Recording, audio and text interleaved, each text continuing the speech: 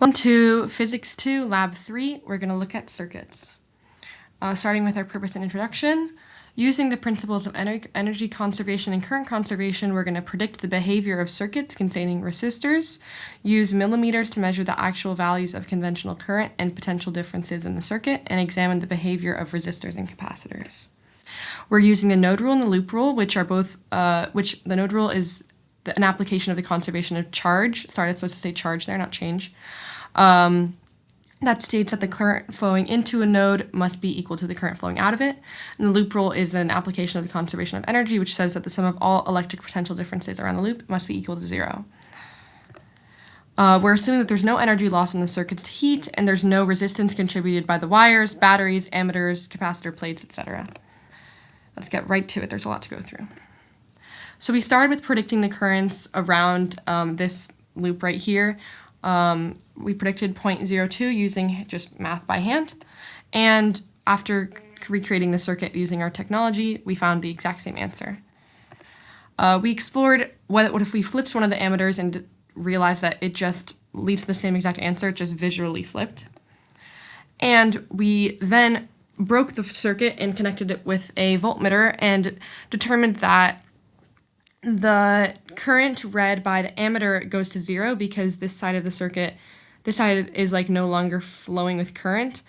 And the voltage is read to be 3 because it's determining the potential energy difference. And if one side is 0 and the other side is 3 as generated by the two batteries, which are each 1.5, then naturally the difference between the two is going to be 3.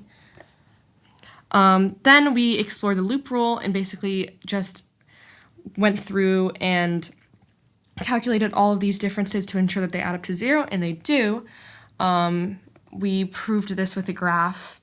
And another thing that's added here is that when the voltmeter is attached, the circuit is altered, but the ammeter reading doesn't change because the voltmeter doesn't carry current itself and isn't interrupting the current, which might be an idealization. But you can see that here. We're just sticking this around with not regarding, and if it changes, we're assuming it doesn't change the current at all. So a final note is that when the voltmeter is replaced by an ammeter in parallel, as shown here, the current will increase because there's less resistors acting. Basically, this resistor is being ignored because the electrons will follow the path of least resistance, which goes this way. So basically, the current gets greater because the only resistor in action is this 47 ohm resistor. And then we went through and calculated the R values. I'm going to kind of breeze through this because there's a lot to go through. Next up, we did some RC current circuit exploration.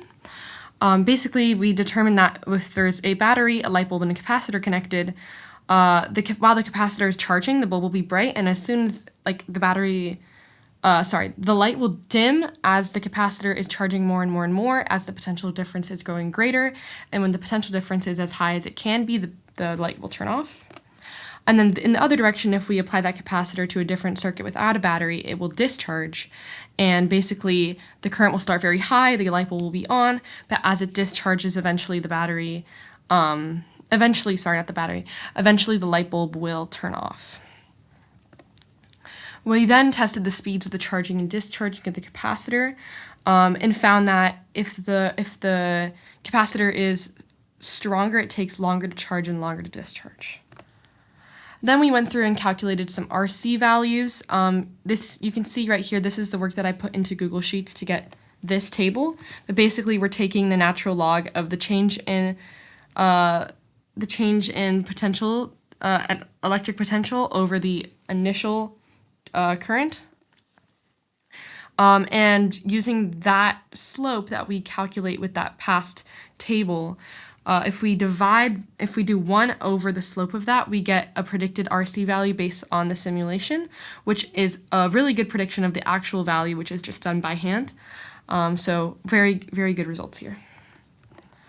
So some conclusions before we wrap up. If we did this with an actual ammeter, the ammeter would have resistance, which would lower the total current. Our idealized ammeter doesn't impact the current at all.